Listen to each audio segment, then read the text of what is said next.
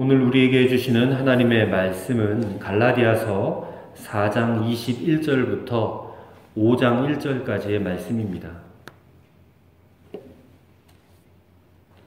갈라디아서 4장 21절부터 5장 1절까지의 말씀을 우리 한 목소리로 같이 봉독하겠습니다. 내게 말하라. 율법 아래 있고자 하는 자들아, 율법을 듣지 못하였느냐? 기록된 바 아브라함에게 두 아들이 있으니 하나는 여종에게서 하나는 자유 있는 여자에게서 났다 하였으며, 여종에게서는 육체를 따라 났고 자유 있는 여자에게서는 약속으로 말미암았느니라. 이것은 비유니 이 여자들은 두 언약이라. 하나는 신의 산으로부터 종을 낳은 자니 곧 하갈이라. 이 하갈은 아라비아에 있는 신의 산으로서 지금 있는 예루살렘과 같은 곳이니 그가 그 자녀들과 더불어 종노릇하고, 오직 위에 있는 예루살렘은 자유자니 곧 우리 어머니라. 기록된 바 잉태하지 못한 자여 즐거워하라. 산고를 모르는 자여 소리질러 외치라. 이는 홀로 사는 자의 자녀가 남편 있는 자의 자녀보다 많음이라 하였으니, 형제들아 너희는 이삭과 같이 약속의 자녀라. 그러나 그때 육체를 따라 난 자가 성령을 따라 난 자를 박해한 것 같이 이제도 그러하도다. 그러나 성경이 무엇을 말하느냐? 여종과 그 아들을 내쫓으라. 여종의 아들이 자유 있는 여자의 아들과 더불어 유업을 얻지 못하리라 하였느니라. 그런즉 형제들아, 우리는 여종의 자녀가 아니요 자유 있는 여자의 자녀니라. 그리스도께서 우리를 자유롭게 하려고 자유를 주셨으니, 그러므로 굳건하게 서서 다시는 종의 멍에를 매지 말라. 아멘. 오늘 말씀의 제목은 다시는 종의 멍에를 매지 말라입니다. 자, 우리가 예수님을 믿고 살아가는 신앙인들입니다. 근데 예수님을 믿으면 복을 받게 되어 있습니다. 그 복은 세상에서 부자가 되고 건강해지게 되고 모든 하는 일마다 다 형통하게 되고 그런 복이 아니라, 우리가 예수를 믿으면 받을 수 있는 복은 우리 안에 먼저 하나님의 은혜가 충만하게 되는 것이에요. 오늘 예배드리는 성도 여러분들의 마음에는 하나님의 은혜가 충만하게 임하게 된 줄로 믿습니다. 그리고 그 복을 충만하게 누릴 수 있는 곳이 어디냐? 바로 우리 가정입니다. 그리고 또 교회입니다. 그런데 그렇게 예수님을 믿고 살아가는 우리의 가정을 돌아보시고 또 우리의 교회를 돌아보면 실제적으로 이 하나님의 진정한 은혜를 누리고 살고 있지 못하다라는 그런 모습이 눈에 띌 때가 참으로 많아요. 어느 목사님이 미국의 유학 시절에 목회하실 때 이런 일을 겪었더라고 합니다. 어느 주일 설교를 준비하고 있었대요. 근데 그 주일 설교의 제목이 뭐냐면 용서하라 사랑하라 였답니다. 그래서 그 설교를 이제 토요일 저녁까지 잘 준비해서 다 마무리가 되었는데, 설교를 준비하다 보니까 마음에 걸리는 한 사람이 생각이 난 거예요. 그게 누구냐면 바로 자기 교회 장로님입니다. 그래서 그 밤에 장로님을 찾아갔대요. 장로님이 이 목사님과 좀 관계가 안 좋았던 것 같아요. 불편했던 것 같습니다. 그래서 그 장로님과 대화를 나누면서 모든 불편했던 것들을 먼저 해결을 했대요. 근데 그날 밤에 장로님으로부터 그의 어린 시절 이야기를 듣게 되었다는 겁니다. 근데 그 장로님의 아버님이 뭐 하시는 분이냐면 서울의 아주 유명한 교회 목사님이셨다는 거예요. 근데 이 목사님이셨던 아버지가 그 장로님에게 굉장히 율법적인 신앙생활을 강요하셨던 모양입니다. 그래서 그랬는지 자기 아버지에 대한 반발감이 사무쳤다는 거예요. 그러니까 예를 들면 월요일에 중간고사, 기말고사 시험이 있어도 안식일은 거룩하게 지켜야 된다면서 주일에는 절대 공부를 못하겠다는 거예요. 월요일날 시험인데. 근데 이 아버지가 주일 밤 12시가 땡 치면 지나버리면 피곤해서 잠자고 있는 자기를 깨운다는 거예요. 이제 안식일이 지났으니까 일어나서 빨리 공부하라는 거예요.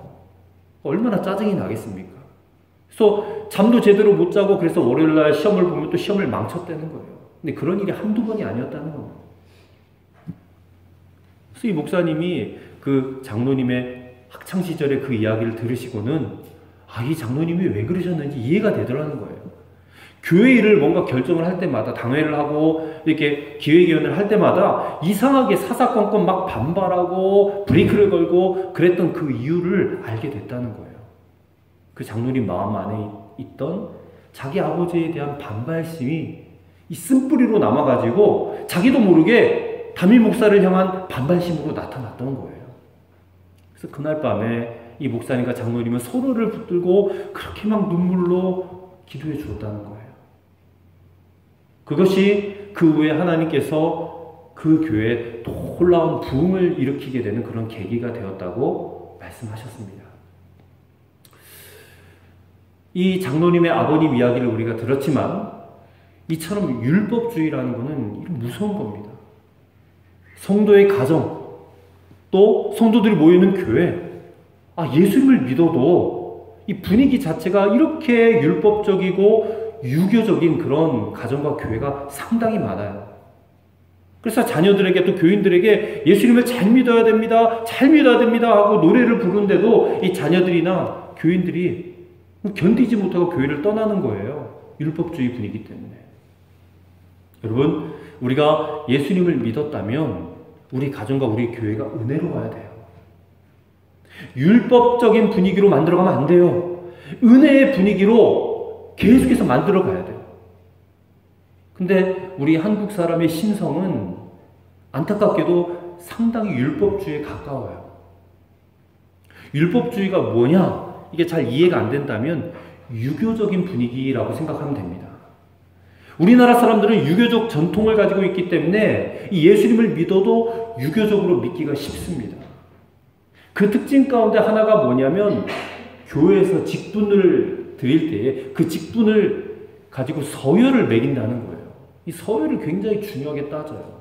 맨 처음에 서리 집사, 그 다음에 한 단계 진급하면 집사, 또 한 단계 진급하면 권사, 또 한 단계 진급하면 장로, 뭐 이런 식으로 서열을 따지는 거예요. 직분이 계급처럼 여겨지는 겁니다. 그래서 어떤 사람이 교회 장로님이 되면요, 그 분은 굉장히 권위적인 사람이 되는 모습을 우리가 얼마나 많이 목격하는지 몰라요. 근데 그게 왜 그러냐? 유교적 전통에서 비롯되어진 모습이라는 거예요. 오늘 본문을 5장 1절까지 읽었습니다. 이 갈라디아서 5장 1절 말씀은 갈라디아서 전체 요절 중에 요절이에요. 여기서 사도 바울이 이렇게 명령을 하고 있습니다. 그리스도께서 우리를 자유롭게 하려고 자유를 주셨으니 그러므로 굳건하게 서서 다시는 종의 멍에를 매지 말라.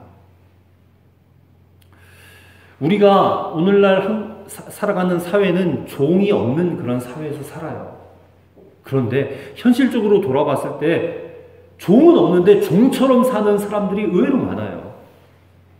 가정도 종이고 직장도 종이고 학교도 종이고 그렇게 종처럼 살아가는 사람들이 얼마나 많은지 몰라요.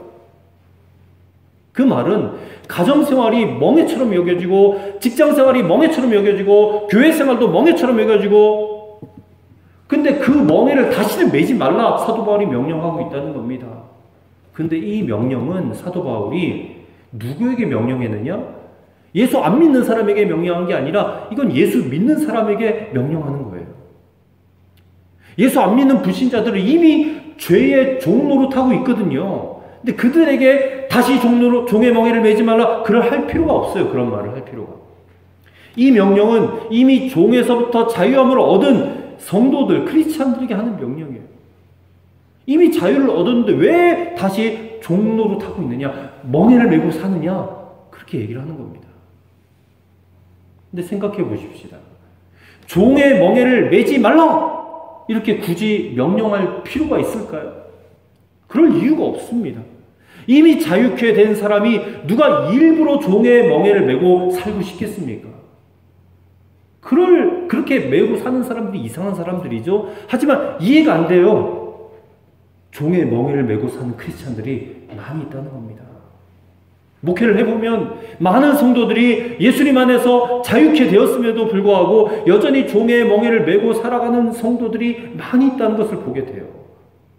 예수님을 믿어도 기쁨도 없고 평안도 없고 감사도 없어요. 그렇게 그냥 그냥 죽지 못해 사는 사람들처럼 그렇게 사는 성도들이 많이 있다는 겁니다.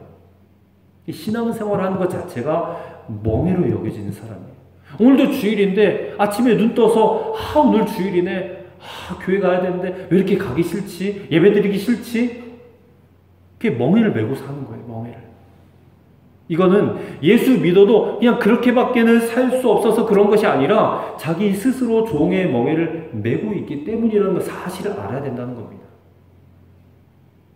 예수님을 믿고도 그렇게 되는 이유는 딱 하나밖에 없어요. 그럼 복음을 바로 알지 못하기 때문에 그렇습니다.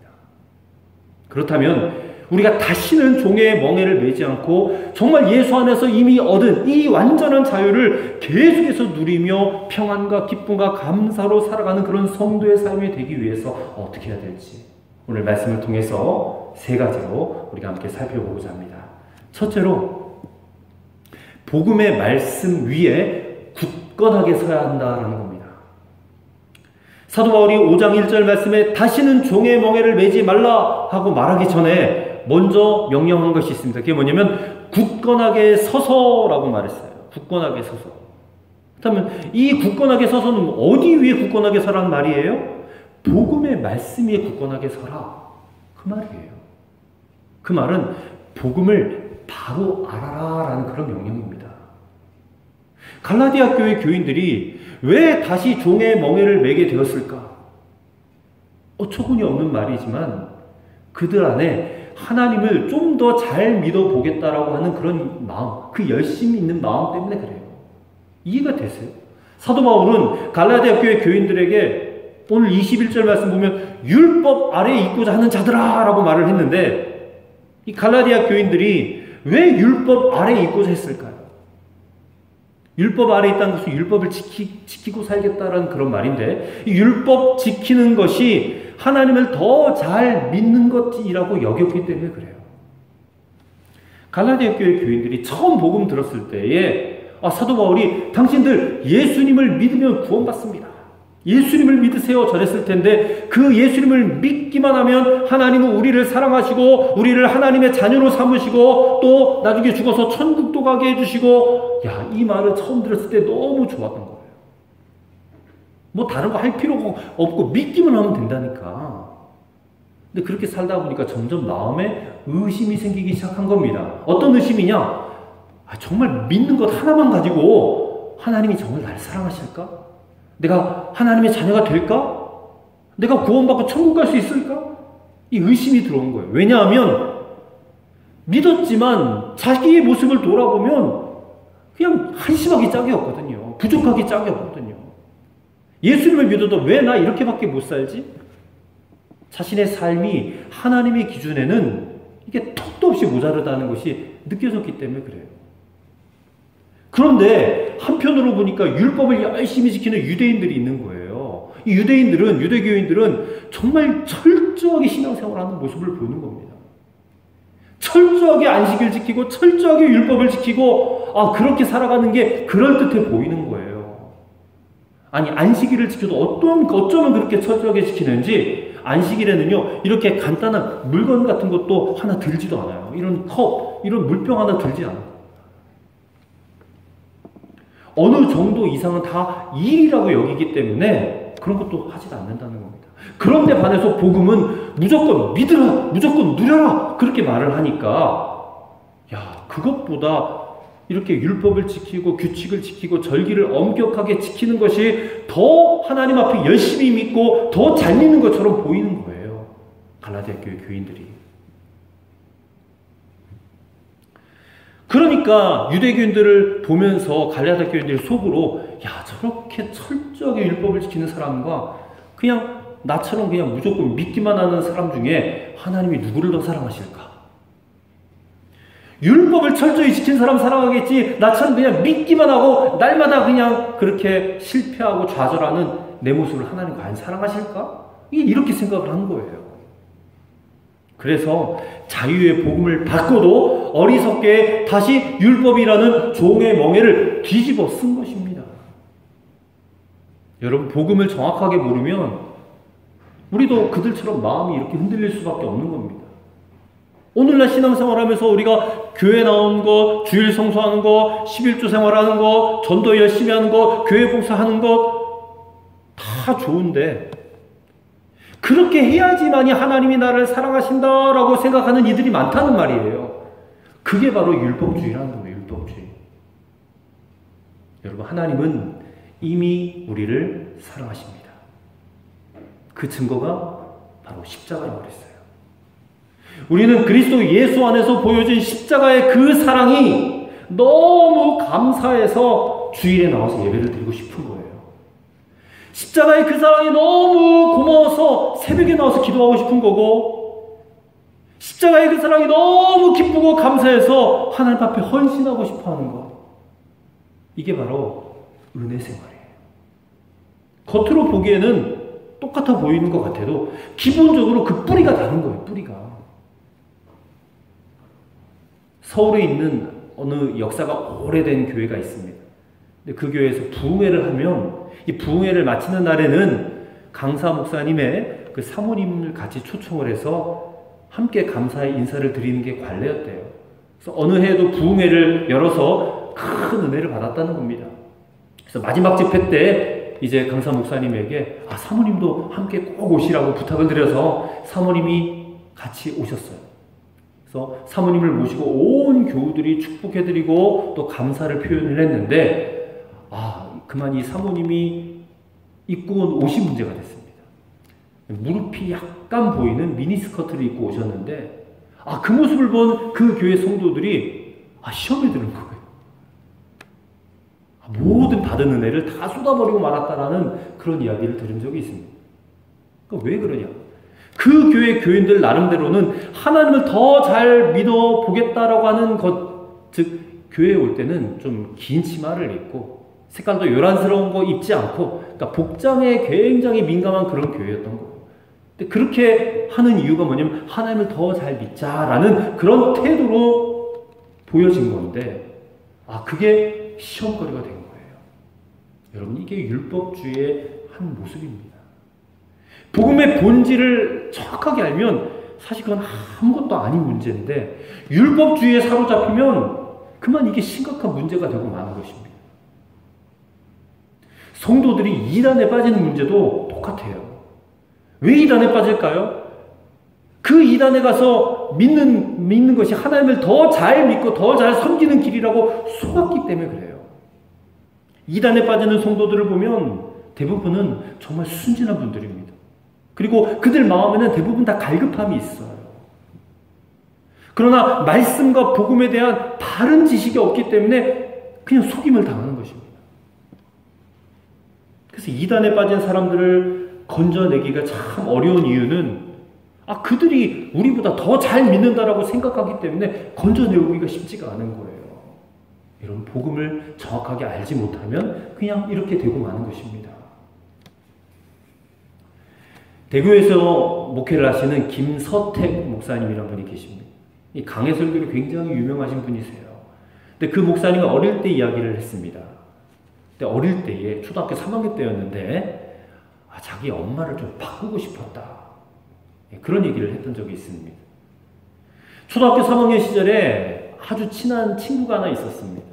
근데 이 목사님이 그 친구 집에 날마다 가서 노는 게 얼마나 재밌었는지 모른대요. 왜냐하면 그 친구의 어머니는 집에 잘 안 있거든요. 그래서 그 친구 집에 가서 노는 게 낙이었대요. 근데 그 친구 집에 가면 저녁에 늘 엄마는 없고 또 그 집에 가면 먹을 게 너무 많은 거예요. 근데 이 목사님의 집은 반면에 가난해가지고 맨날 김칫국에다가 새우젓만 먹었대요. 그리고 엄마는 늘 엄하게 공부를 시키고 또 말도 조심하게 하고 행동도 품위 있게 하라고 그렇게 요구했다는 거예요. 근데 이 친구 엄마는 그 아들에게 가끔씩 때리기도 하고 욕도 하고 그렇게 했지만 이 때리고 나면 언제든지 50원씩 줬다는 거예요. 그래서 목사님이 나도 한번 매 맞고 50원 좀 받았으면 좋겠다 그런 생각을 했다는 거예요. 그래서 어느 날 친구한테 이런 제안을 했답니다. 야, 우리 엄마 한번 바꿔볼까? 근데 철이 들고 난 다음에 자신의 어머니가 얼마나 귀한 어머니인지 깨닫고 속으로 울면서 회개했다는 거예요. 여러분, 복음에 대한 바른 영적 지식과 분별력 없으면 우리도 무너지고 마는 거예요. 뭐가 참인지, 뭐가 옳은 건지, 뭐가 진짜인지를 알지 못하면 우린 자꾸 헷갈리고 마는 거예요. 그렇기 때문에 말씀 훈련을 받아야 돼요. 성경 공부를 해야 됩니다. 주일에 성도들이 교회 한 번 와가지고 그냥 주일 설교 한 번 듣는 것으로는 충분하지 못해요. 할 수만 있다면 저는 성도들과 함께 제자 훈련을 했으면 좋겠습니다. 몇 달 전에 오후 예배를 성경 공부를 하겠다라고 선포를 했는데 결국에는 시도하지 못했던 것은 우리 성도들이 오전 예배만 드리고 다들 바쁘다고 가버리기 때문에 할 수가 없었던 거예요. 그러나 우리가 영적으로 정말 굳게 세워져 있으려면 이 말씀 훈련에 시간을 꼭 내야 돼요. 지난주 설교 때에 우리 하나님은 시간을 구걸하신 분이 아니라 그랬어요. 우리 하나님은 시간을 창조하신 분이기 때문에 그분의 뜻과 그분의 명령이라면 우리는 반드시 우리의 시간을 그분께 드려야 할 의무가 있다라고 말씀을 드렸어요. 여러분, 복음은 새 신자들에게만 필요한 게 아닙니다. 우리 기존 신자들, 성도들에게도 이 복음은 필요하고 우리가 하나님 앞에 갈 때까지 이 복음은 필요해요. 그리고 그 복음이 나의 삶의 체질이 되려면 훈련하는 시간이 필요합니다. 그렇게 복음의 말씀 위에 우리가 굳건하게 서서 내 몸으로, 내 삶으로 체득된 복음적 삶이 되기만 한다면 우리 삶에 별 문제 없어요. 저는 그거 하나면 충분하다고 믿습니다. 둘째로, 우리는 율법의 아들이 아니라 은혜의 아들임을 믿어야 한다라는 겁니다. 자, 이게 무슨 말이냐? 사도 바울은 22절 말씀에서 하나님께 두 아들이 있다라고 그랬어요. 22절 말씀을 보면 기록된 바 아브라함에게 두 아들이 있으니 그랬는데 이건 비유예요, 비유. 아브라함에게 두 아들이 있으니 하나는 여종에게서 하나는 자유 있는 여자에게서 났다 하였으며, 자, 이 말씀을 보면 성도들이 같은 하나님을 믿어도 모두 같지는 않다, 그런 의미예요. 자, 비유의 말씀입니다. 이렇게 비교해 볼 수 있습니다. 옛날에는 우리나라도 조선시대, 고려시대는 아들이 두 종류가 있어요. 하나는 본부인에게서 낳은 아들이 있고 또 하나는 첩에게서 낳은 아들이 있어요. 왜냐하면 예전에 일부다처제였거든요. 한 사람의 남자가 여러 명의 부인을 둘 수 있어요.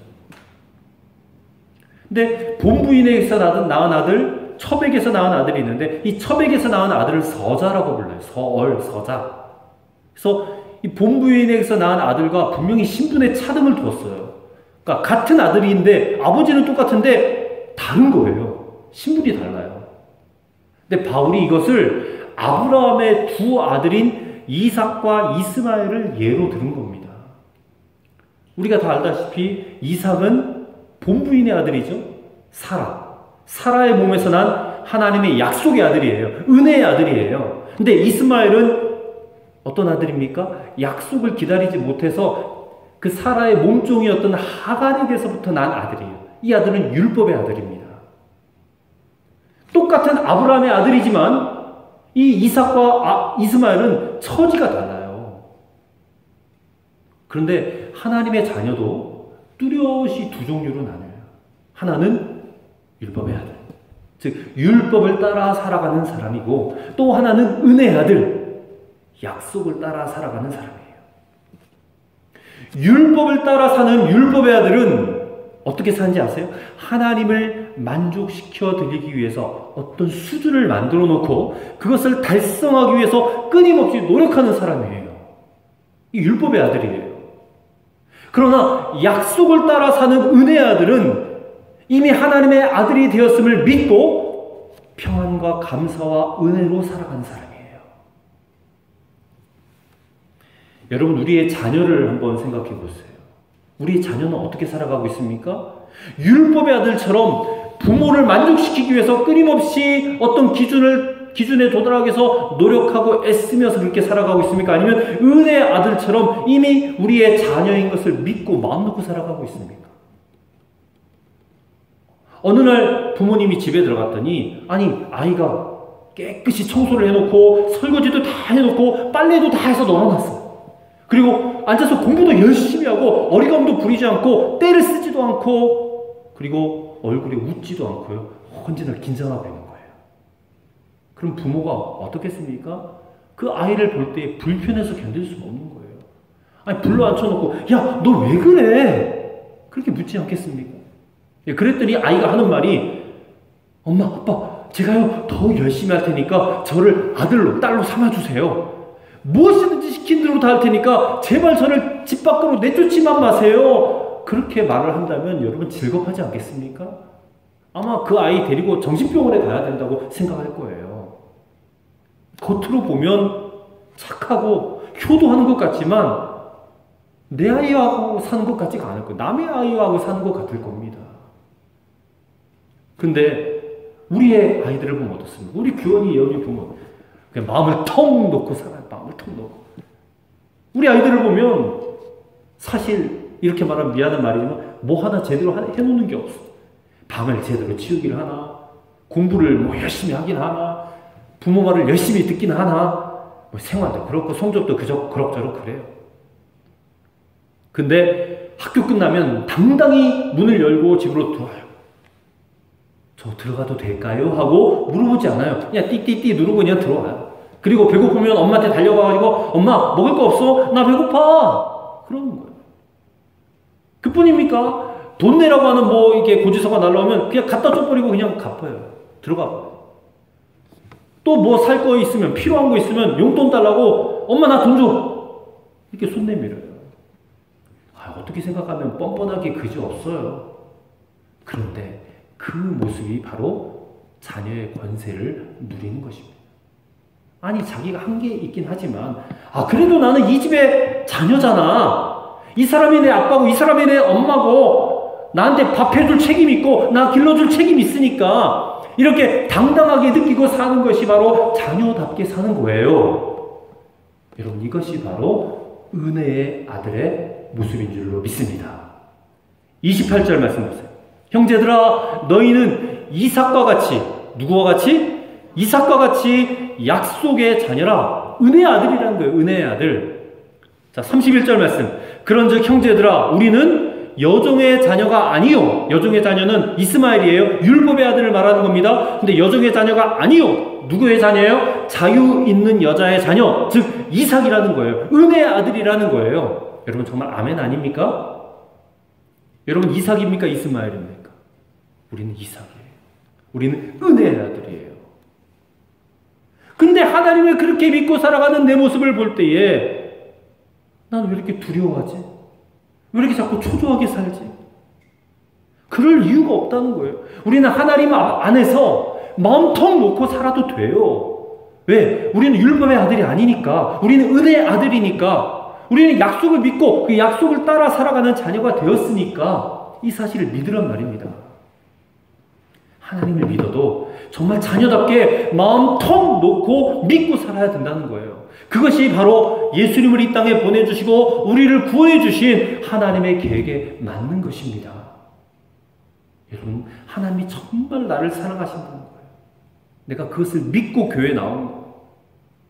그리고 교회에 나오면 마치 내 집에 들어온 것처럼 편안하게 그렇게 예배 드리고, 그렇게 예배하는 것이 기쁨이 되고 감격이 되고, 또 혹시 내가 세상에서 잘못하고 실수하고 넘어져서 죄를 지었을 때에 우리 주님 앞에 나와서 진실한 마음으로 회개하고 기도하면 언제나 나를 용서해 주시고 받아주시고, 그리고 나를 향한 아주 탁월하고도 좋은 그런 계획들을 갖고 계시다는 것, 그 믿고 담대하게 살아가는, 이게 바로 은혜의 아들이에요.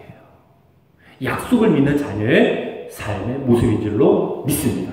사랑하는 성도 여러분, 하나님께서 우리에게 베푸신 은혜는 예수 그리스도로 말미암아 이미 하나님의 자녀가 되었다, 이것을 믿는 믿음입니다. 아멘이죠? 이제 우리는 절대 하나님으로부터 내쳐질 그런 걱정할 필요 없어요. 하나님으로부터 떨어질 수 있다라는 그런 걱정할 필요 없어요. 우리는 이미 은혜의 아들이 된 줄로 믿어야 될 줄로 믿습니다. 세 번째로, 우리 안에 있는 율법의 아들을 내어 쫓아야 된다는 거예요. 율법의 아들을 내어 쫓아야 된다. 우리가 다시는 종의 멍에를 매지 말아야 된다라는 그 말씀, 그 이유가 29절에 나와요. 29절 말씀 보십시오. 그러나 그때에 육체를 따라 난 자가 성령을 따라 난 자를 박해한 것 같이 이제도 그러하도다. 여기서 육체를 따라 난 자는 이스마엘을 말해요. 율법의 아들을 말해요. 근데 성령을 따라 난 자는 이삭, 즉 은혜의 아들을 말하는 거예요. 근데 이스마엘이 이삭을 박해했대요. 핍박을 했대요. 창세기 읽어보면 나옵니다. 이스마엘이 이삭을 조롱하고 놀리고 핍박해요. 마찬가지로 율법의 아들이 은혜의 아들을 핍박해요. 이 무슨 말이냐면 율법주의에 빠져 있는 사람들이 은혜주의, 그러니까 은혜 생활을 하고 있는 성도들을 밀어내버리는 경향이 있다는 겁니다. 29절 끝에 보니까 이제도 그러하도다. 교회가 율법주의에 물들면 은혜의 눈이 뜨인 사람들, 성도들이 쫓겨나가는 거예요. 떠나가는 거예요. 지금도 그런 일들이 있어요. 당시 갈라디아 교회만 있었던 일이 아니에요. 오늘날도 이런 일들이 얼마나 많은지 몰라요. 지금도 교회가 율법주의에 물들면 은혜의 눈이 뜨인 사람들이 거기 못 견디고 있어요. 함께 있을 수가 없고 쫓겨난다는 겁니다. 그냥 대놓고 당신 나가시오 그렇게 말하지 않아도 숨이 막혀서 그 교회에 더 이상 있을 수가 없다는 겁니다. 1784년에 존 웨슬리 목사님, 우리 감리교회 창시자인데, 이 존 웨슬리 목사님이 1784년에 올더스게이트라는 거리에서 마음이 뜨거워지는 회심을 체험합니다. 근데 그 일을 계기로 감리교회가 생겼어요. 근데 그 과정을 보면 애초에 웨슬리 목사님이 감리교회를 만들려고 한 게 아닙니다. 원래 웨슬리 목사님은 영국 성공회라는 교회 사제였어요. 근데 올더스게이트에서 성령 체험을 하고 은혜에 대한 눈이 열렸단 말입니다. 그리고 웨슬리 목사님의 설교를 듣고 많은 성도들이 똑같은 체험을 하는 거예요. 성령 체험을. 그러면서 은혜의 눈이 뜨이는 겁니다. 그런데 당시 영국 성공회에도 율법 생활에 매여있던 그런 교인들이 딱 교회에 진을 치고 있었던 거예요. 근데 이렇게 은혜의 눈이 뜨인 그런 성도들을 못 봐주겠는 거예요. 그래서 쫓아낸 겁니다. 성공회 교회에서. 성공회 교회에서 쫓겨나니까 모일 데가 없는 거예요. 그래서 어디서 모였느냐? 할 수 없이 성도들의 가정에서 모이기 시작했어요. 그게 바로 속회입니다. 속회. 오늘날 속회는 그렇게 해서 시작이 된 거예요. 어떨 때는 모일 곳이 없으니까 술집에서도 모였어요. 술집에서도. 그래서 술집이 또 교회가 되기도 하고 그랬어요. 그렇게 해서 생겨나게 된 것이 뭐냐? 감리교회예요. 메도디스트. 근데 이런 일들이 지금도 똑같이 벌어지고 있다는 것입니다. 우리 가운데서도 아마 이 교회, 저 교회 이렇게 두루두루 다니는 사람들 가운데는 그런 은혜의 분위기를 찾아다니는 분들도 계실 거예요. 교회는 하나님의 말씀대로 살고 싶고 은혜롭게 신앙생활을 하고 싶은 성도가 편안함을 느낄 수 있는 곳이 되어야 돼요. 우리 교회 개척교회지만 우리 교회가 그런 율법주의에 물들어서 찾아온 성도들을 은혜의 분위기를 느끼고 싶고 은혜롭게 신앙생활하고 싶은 성도들을 혹시 쫓아내는 교회가 되는 건 아닌지 항상 조심해야 될 필요가 바로 여기 있다는 것입니다. 어느 목사님이 저 남미에 선교사로 가셨을 때에 그 남미 지역에 살고 있는 현지인들을 대상으로 목회를 하셨습니다. 근데 그렇게 한동안 목회를 하다가 어느 날 교인들 가운데 몇 분이 목사님을 찾아왔습니다. 은혼드릴 일이 있다는 거예요. 그래서 뭔가 큰 일이 생겼나 보다 해서 걱정하고 있었는데 그분들 와서 하는 말이 목사님 왜 그렇게 화가 나 있습니까? 우리가 뭘 잘못했기에 그렇게 불만스러운 표정을 하고 계십니까? 또 왜 이렇게 말수는 적습니까? 그래 심각하게 묻더라는 거예요. 그래서 목사님이 나는 절대로 화난 적도 없고 불만도 없습니다 라고 말을 했는데 믿지 못하겠다는 그런 표정이에요. 근데 남미 사람들은요 서로 이렇게 만나기만 하면 서로 끌어안고 볼을 부비고 만나면 그냥 이야기가 많고 언제나 얼굴이 싱글벙글한 모습인데 이 목사님이 자기 거울을 딱 들여다보고 얼굴을 보니까 거기에 누가 서 있느냐? 아주 근엄하고 완고한 한국 목사가 거기 서 있더라는 거예요. 그래서 말을 배우기 전에 표정부터 배워야 되겠다. 절실하게 느끼고 자기 표정 고치느라고 애를 썼다는 거예요. 그래서 그 말을 듣고 애를 쓰면서 막 웃음을 짓고 다녔대요. 근데 그렇게 해도 이게 소용이 없던 게 워낙에 굳어져 버려가지고. 그 나라 말로 세베무이 세리오 이런 말을 자주 들었는데 이게 무슨 말이냐면 목사님 너무 심각해 보여요 이런 뜻이에요.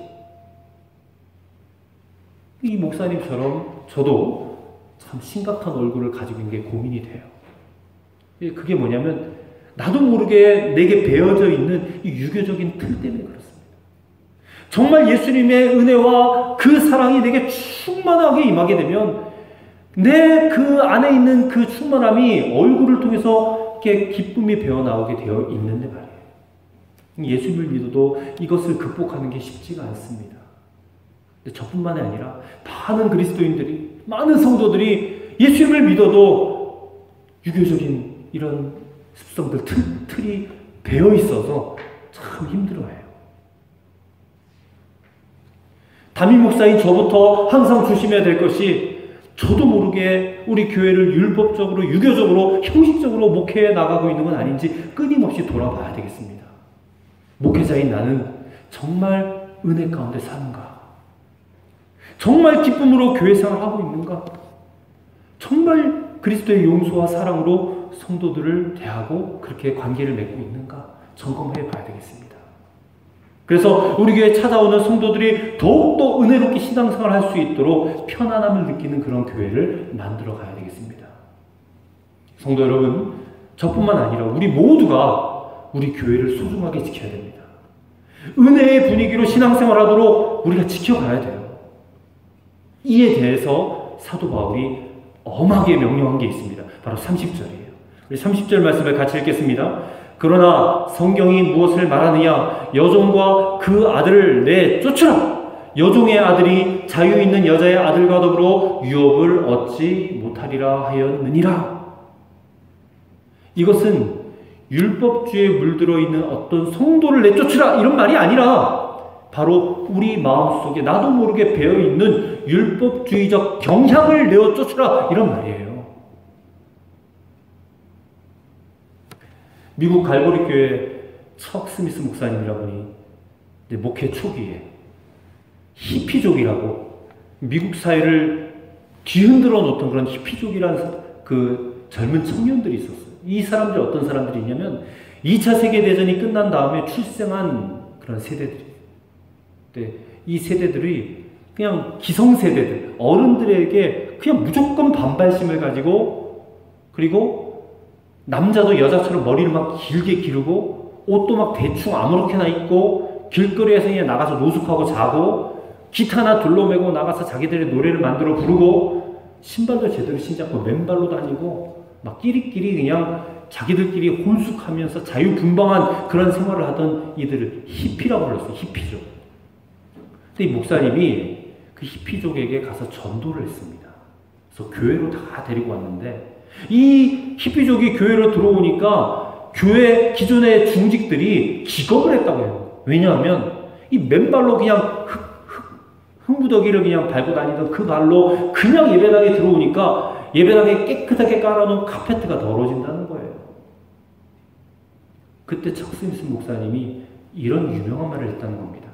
여러분, 만약에 카페트가 더러워지는 것이 교회에 문제가 된다면 그까지 카페트 걷어버립시다. 저 세상에서 방황하는 청년들이 주님께 오는 게 중요합니까? 이까지 카페트가 중요합니까? 그렇게 말을 했다는 거예요. 여러분, 그 교회 중직자들도 하나님을 더 잘 믿어보자라는 그런 마음으로 걱정했던 것입니다. 하지만 은혜를 몰라서 율법주의로 자신이 흐르고 있다는 사실을 깨닫지 못했다는 거예요. 은혜가 넘치면 무엇이 더 중요한지를 보게 돼요. 그것을 보았다면 이제 우리 안에 있는 율법주의적 경향을 내어 쫓아버려야 된다는 겁니다. 그래야지만이 아무것도 아닌 것은 아무것도 아니게 본 거고 진짜 중요한 것은 진짜 중요한 것으로 붙들게 되어 있다는 것입니다. 오늘 이 시간에 우리가 예수님을 믿으면서 여전히 율법주의에 매여있는 생각들, 그런 표정들, 그런 말이나 행동들 내어 쫓아버리시기를 간절히 축원합니다. 그것 가지고 아무것도 아닌 것 가지고 남을 판단하고 정죄하는 것도 그쳐버리시기를 주의 이름으로 간절히 축원합니다. 여러분, 종의 멍에를 메고 신앙생활하지 마세요. 다시는 종의 멍에를 메지 말라. 이제는 우리가 다시 복음의 말씀에 굳게 서서 은혜의 아들답게 믿으며, 그리고 내 안에 나도 모르게 배어져 있는 율법의 아들, 율법주의적인 경향을 내어 쫓아버림으로 우리 가정과 우리 교회를 은혜의 분위기로 만들어 가시는 저와 여러분 되시기를 주님의 이름으로 간절히 축원합니다. 아멘. 기도하겠습니다. 하나님 아버지, 오늘 말씀 앞에 우리 자신을 돌아봅니다. 얼굴 표정에 은혜가 나타나는지, 우리 말에 은혜가 드러나는지, 우리 가정과 교회의 분위기가 정말 은혜로운지 돌아보게 하여 주옵소서. 복음의 말씀 위에 굳게 서게 하여 주시고, 우리가 더 이상 율법의 아들이 아니라 은혜의 아들인 것을 믿게 하시고, 내 안에 율법주의적인 이 요소, 아무것도 아닌 것 가지고 크게 생각하면서 판단하고 정죄했던 율법의 아들의 요소들을 다 내쫓아버리게 하여 주시옵소서. 그래야 우리 가정과 우리 교회가 은혜로 변화되고 항상 은혜가 넘쳐날 수 있게 하여 주시옵소서. 우리 주 예수 그리스도의 이름으로 기도드리옵나이다. 아멘.